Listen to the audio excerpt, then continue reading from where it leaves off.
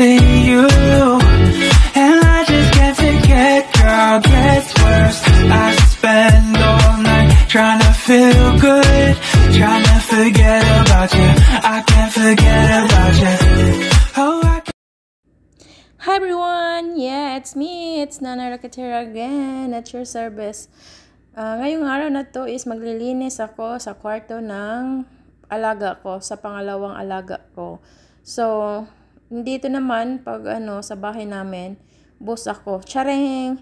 So, itong kwarto na to, nililinis ko to na 3 beses. 3 days, mag-change ako ng, every 3 days, mag-change ako ng bedsheet kasi, para din hindi masyadong madumi yung higaan nila, oy. Tsaka, medyo, kasi sila medyo maarte pagdating sa, ganyan, sa bedsheet nila. Pero, may sasabihin ako sa inyo, yung una nila guys, hindi pa yan napalitan. Hindi talaga sila nag-change na, hindi pa yan na-change yung una nila. Yung iba nga, tinapon ko na kasi mukha na talaga silang nahipa, guys. Diyos ko, Mio, Marimar. Ito, bumili lang siya ng isang unan. Hindi ko alam. Mas prefer nila yung mga bagong damit kaysa unan, promise.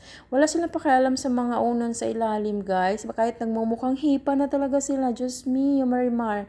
Tapos, dito, pag pag-change ng ganyan, para sa akin, madali lang. Kaya ko siya in 5 minutes. Wow! Sana 5 minutes. So, kaya naman siya in 5 minutes. Pero kailangan mo ka talagang, malakas pa yung, mo, egg cell mo, char. Malakas pa yung mga pangatawan mo para mabuhat-buhat mo yung, mabigat na foam. Actually, guys, magaan talaga siya tingnan. Pero yung real life, jud talaga, jud, gyatay na jud. Lisod kaya, kung sa Bisaya pa, kamang-kamang ta during the pizza day. Tapos, ayan, ninayos ko talaga yan kasi itong pangalawa kong, alaga, medyo dilikinti pa talaga siya, dilikinti sila kung nasa mood ako maglinis, char. Oo, minsan kasi dito, pag sabihin ko, pwede ba mamaya ko nalinisin yung yung kwarto mo, char. Pumapayag naman sila, pero dapat linisin mo talaga kasi kung hindi, medyo masabon ka lang, pero okay lang, hanggang sabon naman, may tubig naman, pwede ka magbanlaw, char. So, wala lang. Thankful lang ako sa amo ko dito sa Saudi. For almost 10 years na nagtrabaho ako sa kanila. So far, so good. Ayan. Napagalitan nila ako, napagalitan ko din sila. Vice versa lang. Uy, huwag kang magpapatalo. Charing. So, yun. Sa mga gawain ko dito, mga isang 2 linggo na pala, 1 linggo, 2 linggo. Ako na yung naglilinis, naglalaba, nagpaplansya, nagluluto, etc. All around na ako kasi wala na akong kasama. Nandun siya sa isa kong alaga na may asawa na. So, alam niyo man nandito sa Saudi, yung culture nila, pag nag-asawa na hindi talaga pwede, na wala ang katulong. Kasi sa sobrang tamad nila guys, kahit tissue, hindi nila yan mahawakan. Yung aabutin mo na lang yung makaya naman ng kamay nila. Ewan ko ba, hindi pa naman sila na naputulan ng kamay, pero hindi talaga nila maabot-abot yung tissue. Oo. Or amo ko lang. Or amo ninyo. Ay, hindi naman kayo makaka-relate kasi yung iba kong mga viewers, hindi naman nila naranasan magtrabaho sa sa Saudi. Yung nakatulong. Kasi mostly sa mga katulong dito sa Saudi, kulang na lang talaga magtanggal kami ng kulangot sa ilong ng amo namin. Chareng, ganon. Kasi kung yung katamaran, guys, tamad din ako, pero kailangan ko, pinanganak talaga ako sa pobreng utin. Chareng, hoy. Tapos, yun, grabe yung katamaran nila dito. Hindi talaga sila pwede na walang katulong, guys. Hindi katulad sa ibang mga, sa UAE, mga gano'n, na kaya nilang maggumalaw ng sarili nilang, dito hindi. Aasa talaga sila sa katulong. Pero yung amo ko, prefer talaga nila, guys, katulong na Pilipina. Kasi, alam naman nila, maganda, char. Maganda, masipag. Ay, saan ka dyan? Overall na ako niyan. Huwag na kayong umarti. Manood na lang kayo. Tsaka, huwag kayong mag-comment na hindi ako maganda. Huy, maganda po talaga ako. Tsare, on my own way. Huwag na kayong judgmental dyan. Maganda tayong lahat. Kanya-kanya lang pananaw. Minsan, wala lang. Tapos, ayun. Medyo matagal din pala, guys. Oy, sa mga, 5 minutes lang yung pag-ano ko, pero yung bibig ko kasi mahihirapan na talaga ako, char. Medyo mahirap pa talaga mag-voice over sa totoong buhay. Chare!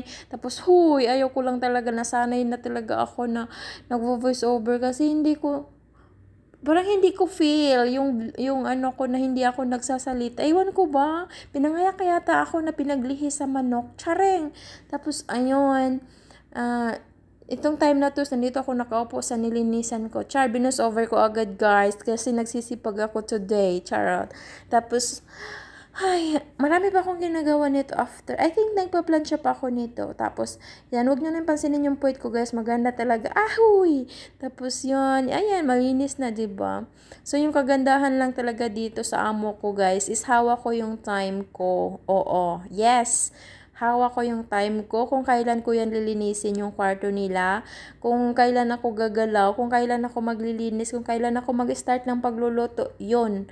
Hawak ko yung oras ko kasi si nanay nakadepende po sa akin. Kag sabihin ko, ay, hindi ko yan kaya ng ganyang oras tapusin yung pagluluto ko, bigyan mo ako ng another 1 hour. Oh, okay lang sa kanila. Sila yung mag-a-adjust. Huy, dapat ganon. Charing. Tapos, yun. Oo, sila talaga mag-a-adjust sa akin kasi nag-iisa na lang ako, 'di ba? Tapos kung swerte ako sa amo ko, ay swerte din naman sila sa akin. Oy, huy. Kasi sa akin lahat yung talented kaya ako. Talented kaya ako, 'di ba? I love my own. Tapos yung dyan banda, guys, hindi ko na yan masyadong tissue lang kayo. Oh, ito yung nakagandahan dito. Kung wala kang dalang pamunas, ay, nasa paligid lang yung tissue, guys. Kunin nyo lang. Oh, ganyan. Ang importante na bago mo yung posisyon ng ibang mga pabango. Na bago mo yun sila. Ganon. Style lang yan.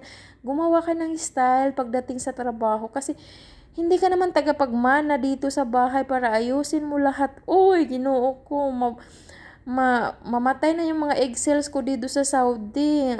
Wala pa akong charong. Gusto ko na nga lang maging halaman ni Cherish.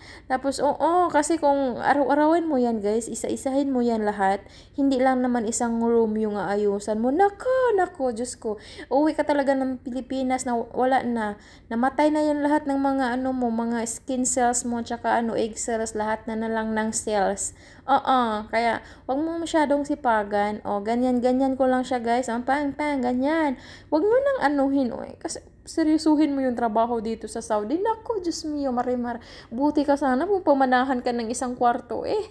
Hindi. Kaya, kung ako sa inyo, tip ko talaga sa inyo, wag talaga kayong charing. Sipagan nyo ng konti, tapos tamad ng konti, pantay-pantay lang ba? Hindi yung araw-araw masipag ka. Hindi pwede yan. Kasi dapat kontrata yung tapusin natin, hindi yung trabaho. Kasi yung trabaho, everyday nandyan yan. Andyan everyday yung trabaho. Hindi yan mawawala talaga. Kaya, pantay lang. Tapos, ayan na yung puwet ko. Charet. Ako dyan, guys, nagwalis-walis.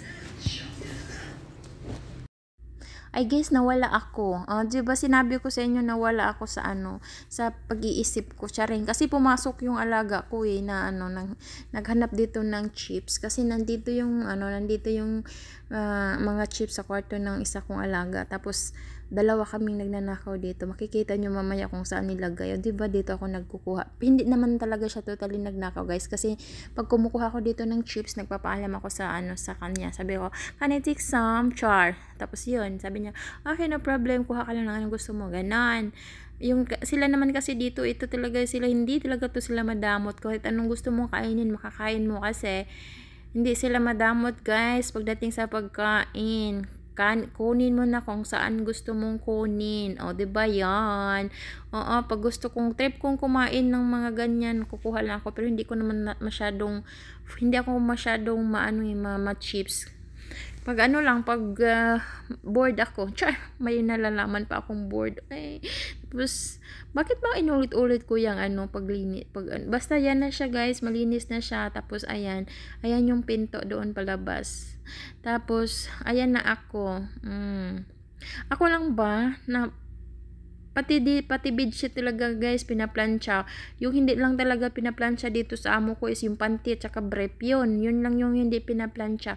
Yung iba pa lang guys, yung iba pa lang mga lalaki dito, hindi sila nagbe-brief. Yung gamit nila is yung puting short na yun lang, yung puting short lang yung brief nila. Pero yung amo ko kasi is pumapasok siya sa office na naka-coat at saka naka-formal attire. So hindi ganun yung suot na naka-brief po siya.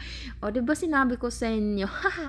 Tapos, kasi yung iba kasi pumapasok sa office naka-tube. Yung tube, yung white na mahaba na para siyang yun ang suot ng ibang amo dito sa Saudi. Pero sa akin kasi is hindi. Naka-formal attire siya pag mapapasok siya sa office. Nagsusuot lang siya ng white pag every Friday yung nagdadasal siya. Tapos, ayan ako, grabe struggle is real talaga guys pag nagpaplansya ka ng bedsheet. Kasi nga, minsan nasi-shit. Ano ba? Minsan yun. Tapos, minsan kasi nakakapagod sa sobrang laki. Tapos, minsan gunot-gunot. Kasi gunot-gunot. Basta yung na siya, kunot-kunot na yung bedsheet. Minsan, ganun ka talaga kasi nga diba ang bigat. Tapos hindi lang naman isang plantsahin mo bedsheet, isang 4 na ganyan kasi every change ko ng mga bed 4 na room yung papalitan ko. Minsan 5 isali ko yung isa, tapos minsan yung isa kasi wala ng tao, so 4 lang yung i-change ko. So 4 na ganyan yung paplantsahin ko. Pero yung pinakamalaki lang naman kasi is kila madam. So, yung pinalansya ko today is kay madam na bedsheet. So, malaki talaga siya. Tsaka masyadong basta gusot-gusot masyado kasi hindi ko siya natupi agad after kong na-dryer. So, yung ending, ganyan siya kakusot. Ganyan siya, nakulubot. Kulubot pa sa skin ko. Char! So, ayan lang guys. Yan lang yung ginagawa ko today. Hindi siya today ha. Sa gabi na yan. Nag-start ako ng I think 10 PM. Natapos po ako is parang 2 AM na. Hindi pa kasama yung trabaho ko sa umaga hanggang tanghali. O, diba? Ang dami ko na work. Huwag nyo munang tanungin. Isa-isahin na natin. Charing. Tapos, yung iba kasi nakita nyo na yung iba kong mga ginagawa So, that's it guys for today's video. Tapos ganyan lang ako. Pag mga ganyan pala guys, yung mga pinaplansya ko is dinodouble ko na siya. Hindi ko na siya inayos-ayos. Parang, ko lang yan. Parang pak, gano'n. Tapos na siya. Tapos, pagkatapos ko pa lang mamlansya guys is bumaba ako kasi nagugutom yung bituka ko. Char.